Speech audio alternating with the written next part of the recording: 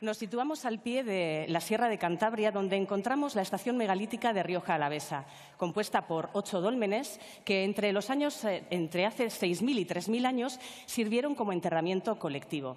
Tenemos una serie de dólmenes que se pueden visitar a pie, por cierto, entre viñedos y combares muy cerca para reponer fuerzas si es necesario. En este dolmen del Sotillo, cerca del pueblo de Páganos, se localizaron los restos de 13 personas. Cuando se analizó el ADN de una de ellas, salió Yersinia pestis, genes de la bacteria que provoca la peste bubónica. Más aún, se descubrió que era una cepa que ya se contagiaba a través de la picadura de las pulgas. Es la evidencia más antigua de peste en la península ibérica y una de las evidencias más antiguas de Europa. ¿Para qué sirve el análisis de ADN antiguo? Una auténtica revolución en los últimos 14-15 años. Pues para empezar, por cierto, es la mandíbula del señor del Sotillo. Para empezar, para descubrir el género de la persona que se analiza, características físicas como el color de los ojos, el color de la piel, relaciones de parentesco cuando son enterramientos colectivos, genética de poblaciones, un tema muy interesante porque permite generar perfiles de poblaciones concretas, rastrear migraciones y descubrir mestizajes, descubrir poblaciones que se han mezclado en el pasado. Y, como no, la presencia de patógenos, como en el caso de la bacteria de la peste, pues que permite estudiar las enfermedades que nos han atacado desde la prehistoria. El primer hito en paleogenómica lo tenemos aquí con Svante Paavo, investigador del Instituto Max Planck de Antropología Evolutiva, cuyo equipo pues, publicó en 2010 el primer genoma neandertal. Más aún, su equipo, poquito después, descubrió e identificó por primera vez una especie humana desconocida hasta el momento a través de un análisis genético, de un pequeño huesecito que apareció en la cueva de Denisova, en Siberia. Así fue como se descubrió que también existieron unos humanos llamados denisovanos. Gracias también a este estudio, descubrimos que en las poblaciones actuales no africanas tenemos una pizquita de genoma neandertal y de genoma denisovano en nuestro ADN.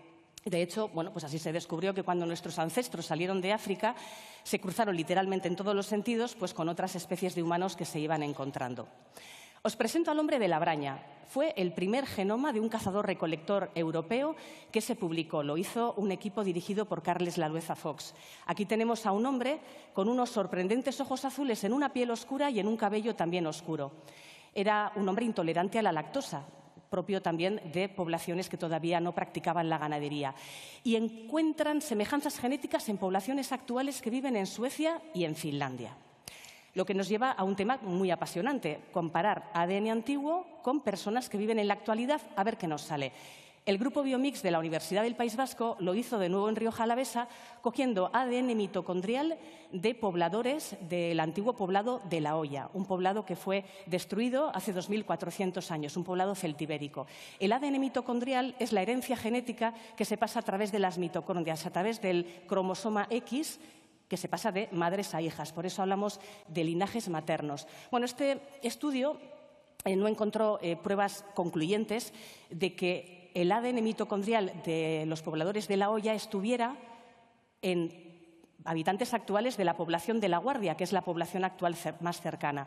Pero sí que encontraron algunas similitudes que cuando menos nos dejan con la incógnita de si efectivamente la gente que huyó de este poblado cuando lo atacaron, aquí por ejemplo podemos ver el yacimiento actual musealizado, se puede visitar. Se cree que la gente que huyó de este ataque se instaló en el cerro más cercano, que hoy es La Guardia, donde, por cierto, tenemos el estanque de la Edad del Hierro más grande de Europa, con capacidad para 300.000 litros de agua. En 2018 se descubrió en la cueva de Denisova, por la que ha pasado pues, neandertales, denisovanos y humanos modernos, algo que era muy evidente. Una persona, en este concreto un adolescente que hace 90.000 años vivió y que tenía mamá neandertal y papá denisovano. Los cruces entre especies, por lo visto, ha sido una constante. Y en 2019 llegamos a este estudio que levantó muchísima polvareda. Se trata de la historia genómica de la península ibérica en los últimos 8.000 años. Lo que descubre, el resultado más asombroso de este estudio fue descubrir el impacto que tuvo la llegada de los descendientes del pueblo Yamnaya a la península ibérica. Los Yamnaya era un pueblo de pastores nómadas originales de las estepas en torno al Mar Negro, las estepas pónticas, que tiempo atrás habían atravesado toda Europa y se habían desplazado hasta llegar a la península ibérica con sus carros y sus caballos. Cuando llegan a la península ibérica, lo que se ve en este estudio es que en tan solo 400 años los linajes paternos ibéricos se ven reemplazados por un solo linaje yamnaya. Los linajes paternos son los que los padres trasladan a sus hijos a través del cromosoma Y. Y lo dicho, en 400 años desaparecen los ibéricos y el mayoritario ahora mismo en Europa, no solo en la península, en toda Europa, es un linaje yamnaya, procedente de las estepas. El autor de uno de los autores, mejor dicho, de este estudio, algo apuntó sobre una hipotética invasión violenta. Y entonces fue un poquito esto lo que vimos en los medios de comunicación, no sé si lo recordáis, extinciones, exterminios, borrados del mapa, bueno, hasta llegar a este que se olvida de los portugueses, que también, en fin, deberían haberlos tenido en cuenta a la hora de exterminar a la gente. La cuestión es que no hay evidencias arqueológicas de ningún exterminio, de ninguna matanza en esa época, por lo cual se ha apuntado también a la posibilidad de que los yamnaya tuvieran más éxito reproductivo por esta cuestión que yo no he puesto este nombre, las jerarquías con acceso preferencial a las mujeres. O sea, que los hombres yamnaya tuvieran más poder, más estatus, fueran, no sé, quizás más guapetones, eso no lo sabremos jamás, pero que tuvieran en todo caso mayor capacidad de reproducirse con más mujeres porque tuvieran más poder, porque formasen unas élites más poderosas.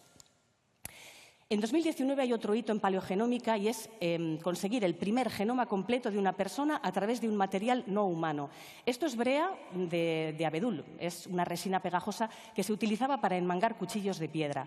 Lo masticaban para ablandarlo y de las huellas del genoma que se quedó en esta brea, en este pegote, se extrajo el ADN de Lola. Una mujer, se supo que era una mujer, de nuevo con pelo oscuro, piel oscura, ojos azules, intolerante a la lactosa, que vivió en la actual Dinamarca hace entre unos 5.700 años, más o menos. Y más aún, se ha conseguido extraer el ADN de las bacterias que llevaba en su boca y que su última comida antes de masticar el pegote fue ana de real y avellanas. Otro hito en paleogenómica es conseguir extraer del sedimento de la galería de las estatuas ADN neandertal a partir de los fluidos, la orina, las heces, la sangre que dejaron neandertales hace decenas de miles de años en este suelo.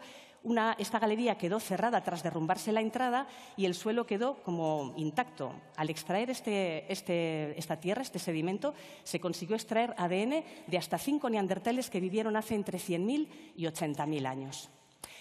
En el estudio de 2019 de los yamnaya se menciona a los vascos. Se dice que hay una continuidad genética desde la Edad del Hierro, hace 3.000 años, hasta estudios de ADN de vascos actuales.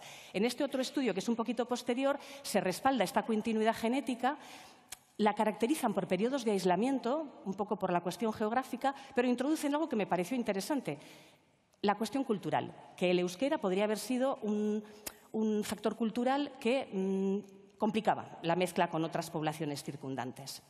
Aquí tenemos el retrato de una familia neolítica, el árbol genealógico de 27 personas que fueron enterradas juntas en lo que hoy es Inglaterra hace unos 7.500 años. Es un hombre que tuvo descendencia con 4 mujeres diferentes, no se sabe si más o menos a la vez o una detrás de otra. En todo caso, lo que sí se estableció es un parentesco por vía paterna. Los que están enterrados ahí son los hijos, los nietos, todo varones, y sus mujeres. Svante Pääbo consiguió por todos sus éxitos el Premio Nobel de Fisiología o Medicina en 2022. Y aquí llegamos a otro hito maravilloso de la paleogenética, conseguir extraer ADN humano de los poros de huesos o dientes de animales. Esto que vemos aquí es un diente de venado que en la cueva de Denisova alguien convirtió en un colgante. Bueno, pues el estudio de ADN ha conseguido descifrar que lo llevaba una mujer que vivió hace entre 25.000 y 19.000 años y que estaba emparentada con otros individuos siberianos que se han analizado más o menos en su época. Y llegamos por fin a Tina. Tina es la última investigación de la que os quería hablar, es muy reciente, se ha publicado este mismo verano. Este huesecito no tiene nada que ver con estudios de ADN antiguo, pero me parece también interesante explicar que todas las tecnologías de análisis del pasado que se están desarrollando nos ayudan a abrir ventanas imposibles hasta hace poco hacia el pasado.